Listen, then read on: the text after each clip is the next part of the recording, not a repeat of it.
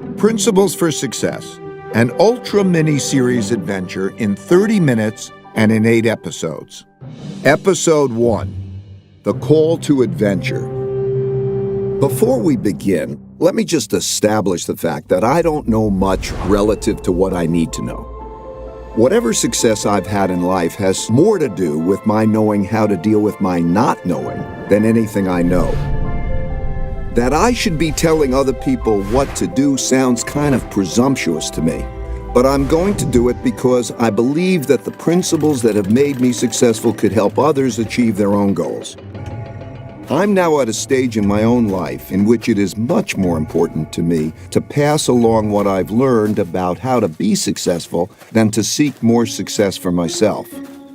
What you choose to do with these principles is up to you.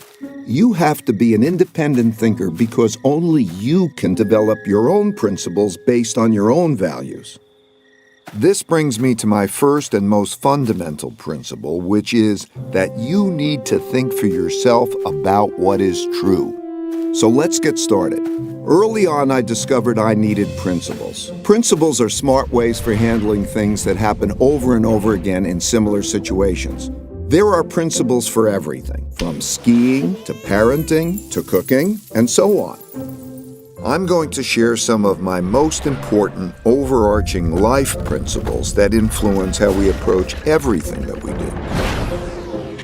I didn't start out with principles. I acquired them over a lifetime of experiences, mostly from making mistakes and reflecting on them. My life principles are simple, but they're not complete.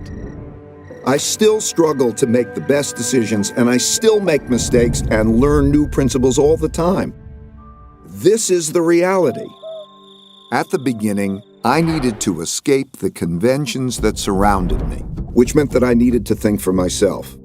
Unless you want to have a life that is directed by others, you need to decide for yourself what to do, and you need to have the courage to do it. But I didn't know that at first. I only learned that from going on my adventure. Looking back on my own journey, I now see that time is like a river that carries us forward into encounters with reality that require us to make decisions. We can't stop our movement down this river, and we can't avoid the encounters. We can only approach them in the best possible way. In your lifetime, you will face millions of decisions. The quality of your decisions will determine the quality of your life. Over the course of my lifetime, the most valuable things I've learned were the results of mistakes I reflected on to help form principles so I wouldn't make the same mistakes again. These principles took me from being a very ordinary middle-class kid from Long Island to becoming very successful as judged by conventional measures. They also gave me the meaningful work and meaningful relationships that I value even more than these conventional successes. People often ask me how I did it. I can assure you it wasn't because of my uniqueness as a person. It was the result of a unique approach to life I believe almost anybody can adopt. It starts with embracing reality and dealing with it. The path you take in life is your most important decision. In my case, I wanted my life to be great, and I feared boredom and mediocrity more than I feared failure. Since I didn't start out with money, and I didn't need much more than a bed to sleep in and food to eat, I could skew my decisions to pursue my adventures. So ever since I was a kid, I ran after the things I wanted, crashed, got up and ran again, and crashed again, and each time I crashed, I learned something, got better, and crashed less. By doing that over and over again, I learned to love this process, even the crashing part of it.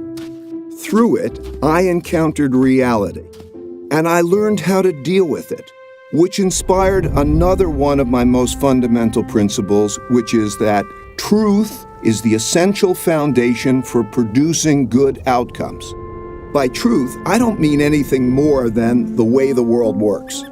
I believe that we were given the laws of reality by nature. Humans didn't create them, but we can use them to foster our own evolution and achieve our goals. Realizing that made me a hyper-realist. By which I mean I became someone who has discovered the great rewards of deeply understanding, accepting, and working with reality as it is and not as I wish it would be.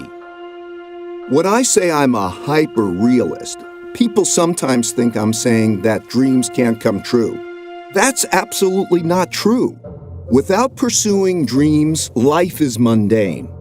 What I mean is that, to me, hyperrealism is the best way to choose one's dreams and then achieve them.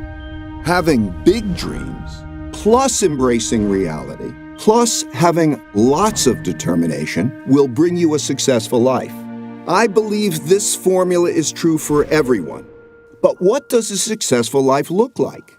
We each have to decide for ourselves what success is.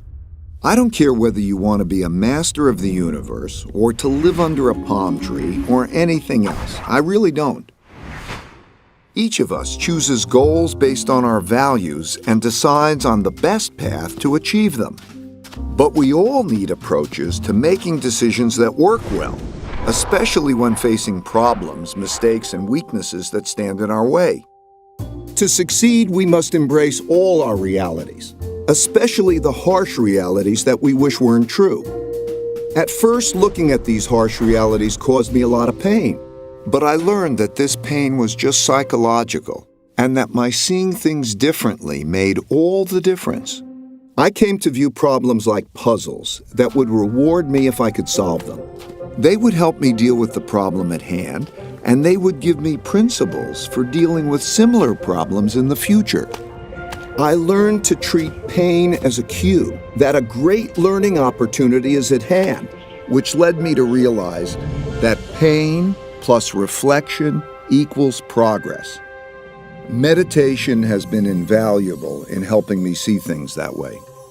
I found that when I calmed myself down and embraced my realities and dealt with them, the rewards brought me pleasure and the pain faded. Each of us has the unique capability to think logically, to reflect on ourselves and our circumstances, and to direct our own personal evolution. Doing this well is just a matter of following a simple 5-step process. We've discussed how important it is to reflect carefully after experiencing pain. When I did this, I was usually able to discover principles that would prevent me from repeating the same mistakes in the future. And I could see that being successful simply consisted of 5 steps. Step 1 is to know your goals and run after them. What is best for you depends on your nature, so you need to really understand yourself and know what you want to achieve in life. Step 2 is to encounter the problems that stand in the way of getting to your goals. These problems are typically painful. If handled badly, some of them can lead to your ruin. But to evolve, you need to identify those problems and not tolerate them. Step 3 is to diagnose these problems to get at their root causes. Don't jump too quickly to solutions. Take a step back and reflect in order to really distinguish the symptoms from the disease. Step 4 is to design a plan to eliminate the problems. This is where you will determine what you need to do to get around them. And step 5 is to execute those designs, pushing yourself to do what's needed to progress toward your goal. A successful life essentially consists of doing these 5 steps over and over again. This is your personal evolution, and you see this process everywhere. It's just a law of nature. Think of any product, any organization, or any person you know, and you will see that this is true for them. Evolution is simply a process of either adapting or dying. Conceptually, it looks just like the 5-step process I've described. As you push through this often painful process, you'll naturally ascend to higher and higher levels of success. I found that when I did it better, my struggling never became easier, because the more capable I became, the greater the challenges I would take on. Because different people are strong and weak at different things, most people can't do all 5 steps well. Not facing this reality means you could stretch further than you should. And as the heights get greater, your falls could also be greater. Sometimes terrible things happen to all of us in life. They can ruin us, or they can profoundly improve us, depending on how we handle them. Something like this happened to me in 1982. We progress forward until we encounter setbacks. Whether or not we get out of them and continue forward or spiral downward depends on whether or not we're willing to face the failure objectively and make the right decisions to turn the loop upward again. Something terrible happened to me in 1982 when I bet everything on a depression that never came. The period between 1979 and 1982 was one of extreme turbulence for the global economy, the markets, and for me. And I believed that the U.S. economy, with the world economy tied to it, was headed toward a catastrophe. This view was extremely controversial. I wanted the great upside and very publicly took a big risk and was wrong, dead wrong. After a delay, the stock market began a big bull market that lasted 18 years, and the U.S. economy enjoyed the greatest growth period in its history. This experience was like a blow to my head with a baseball bat. I had to cut my losses so that my company, Bridgewater, was left with one employee. Me. I was so broke I had to borrow $4,000 from my dad to pay my bills. But even worse was having to let go the people I cared so much about. I wondered whether I should give up my dream of working for myself and play it safe by working for someone else in a job that would require me to put on a tie and commute every day. Though I knew that for me, taking less risk would mean having a less great life. Being so wrong, and especially being so publicly wrong, was painfully humbling. I am still shocked and embarrassed by how arrogant I was in being totally confident in a totally incorrect view. Though I'd been right much more than I'd been wrong, I had let one bad bet erase all my good ones. I thought very hard about the relationship between risk and reward and how to manage them. But I couldn't see a path forward that would give me the rewards I wanted without unacceptable risk. This kind of experience happens to everyone. It will happen to you. You will lose something or someone you think you can't live without, or you will suffer a terrible illness or injury, or your career will fall apart before your eyes. You might think that your life is ruined and that there's no way to go forward, but it will pass. I assure you that there is always a best path forward, and you probably just don't see it yet. You just have to reflect well to find it. You have to embrace your reality. Sometimes things happen that are hard to understand. Life often feels so difficult and complicated, it's too much to take in all at once. My deep pain led me to reflect deeply on my circumstances. It also led me to reflect on nature because it provides a guide for what's true. So I thought a lot about how things work, which helped to put me and my own circumstances in perspective. I saw that at the Big Bang, all the laws and forces of the universe were created and propelled forward, interacting with each other as a perpetual motion machine, in which all the bits and pieces coalesce into machines that work for a while, fall apart, and then coalesce into new machines. This goes on into eternity. I saw that everything is a machine. The structure and evolution of galaxies, the formation of our own solar system, the makeup of Earth's geography and ecosystems, our economies and markets, and each of us. We individually are machines made up of different machines. Our circulatory system, our nervous system, that produce our thoughts, our dreams, our emotions, and all the other aspects of our distinct characters. All of these different machines evolve together through time to produce the realities we encounter every day. And I realized that I was just one tiny bit in 1 nanosecond deciding what I should do. While that perspective might sound very philosophical, I found that it was very practical because it showed me how I could deal with my own realities in a better way. For example, I observed that most everything happens over and over again in slightly different ways. Some in obvious short-term cycles that are easy to recognize, so we know how to deal with them, like the 24-hour day. Some so infrequently that they haven't occurred in our lifetimes, and we're shocked when they do, like the once-in-a-100-year storm. And some we know exist, but are encountering for the first time, like the birth of our first child. Most people mistakenly treat these situations as being unique and deal with them without having proper perspective or principles to help them get through them. I found that if instead of dealing with these events as one-offs, I could see each as just another one of those and approach them in the same way a biologist might approach an animal, first identifying its species, then drawing on principles for dealing with it appropriately.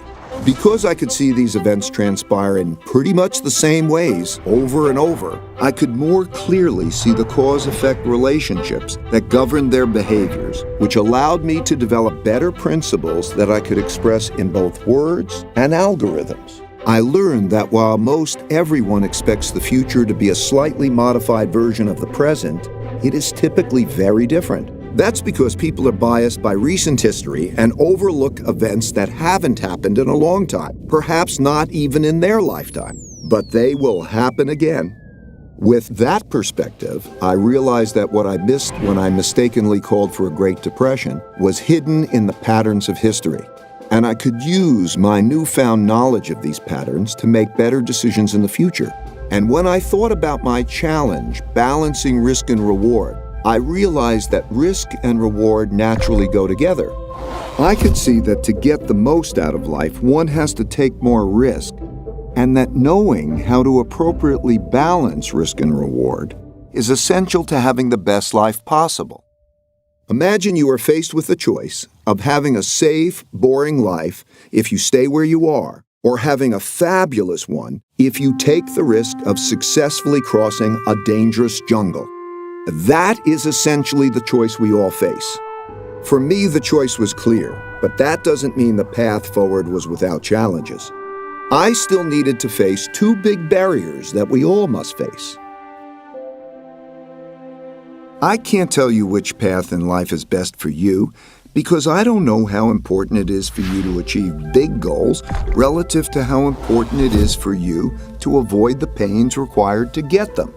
This is the courage I spoke of earlier, and we each have to feel these things out for ourselves. After my big mistake in calling for a depression, I had come to one of life's forks in the road, as we all do. If I made the choice to take a normal job and play it safe, I would have ended up with a very different life than the one I had. But as long as I could pay the rent, put food on the table, and educate my kids, the only choice for me was to risk crossing the jungle in pursuit of the best life possible. My big mistake in betting on a depression gave me a healthy fear of being wrong. In other words, it gave me deep humility, which was exactly what I needed. At the same time, it didn't stop me from aggressively going after the things I wanted. To succeed, I needed to see more than I alone could see. But standing in my way of doing that were the two biggest barriers everyone faces: our ego and blind spot barriers.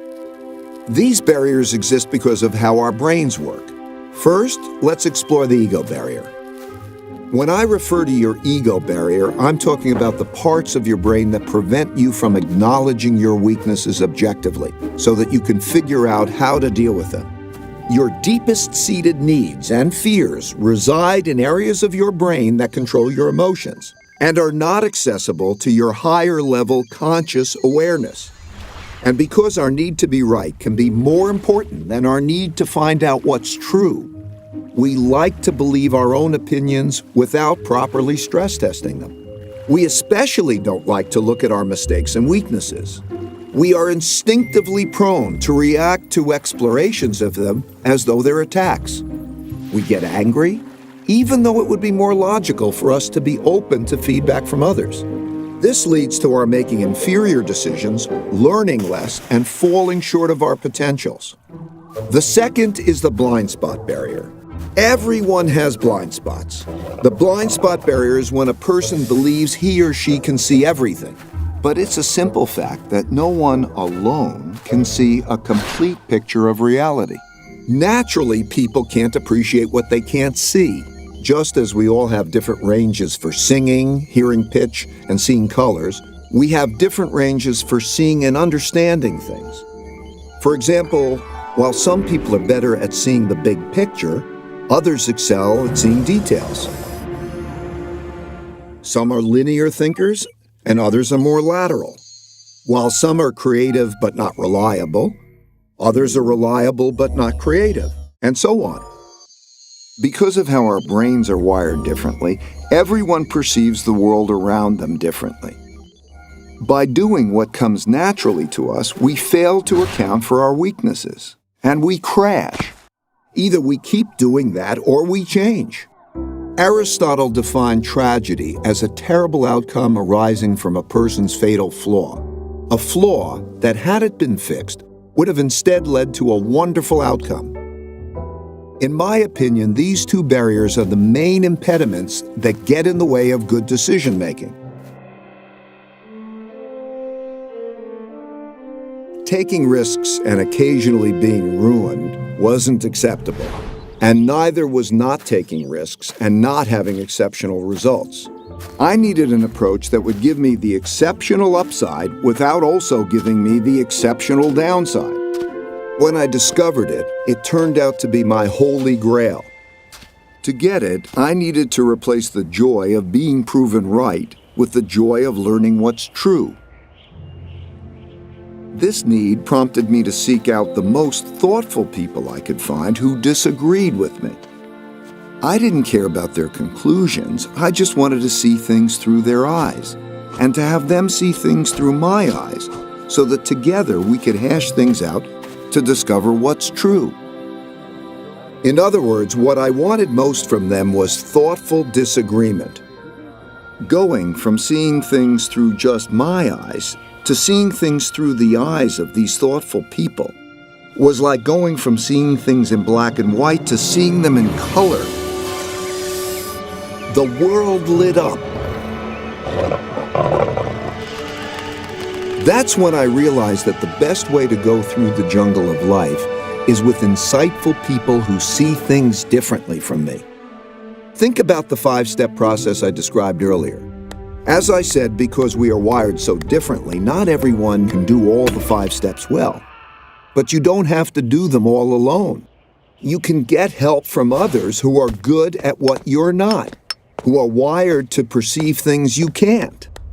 All you need to do is let go of your attachment to having the right answers yourself and use your fear of being wrong to become open-minded to these other views. In this way, you could point out the risks and opportunities that you would individually miss. I found that taking this radically open-minded approach and believability weighting people's thinking significantly increased my probabilities of making the best decisions possible. This enabled me to ascend to greater heights and greater challenges. In the past, I would have always wanted to do what I myself thought was best. But now I sought out the strongest independent thinkers I could find. I still do. There is nothing better to be on a shared mission with extraordinary people who can be radically truthful and radically transparent with each other. This approach led me to create a company with a unique idea meritocracy, operating in a unique way that produced unique successes. In an idea meritocracy, you get the best of everybody. Everyone thinks independently. Then we work through our disagreements to get at what's best.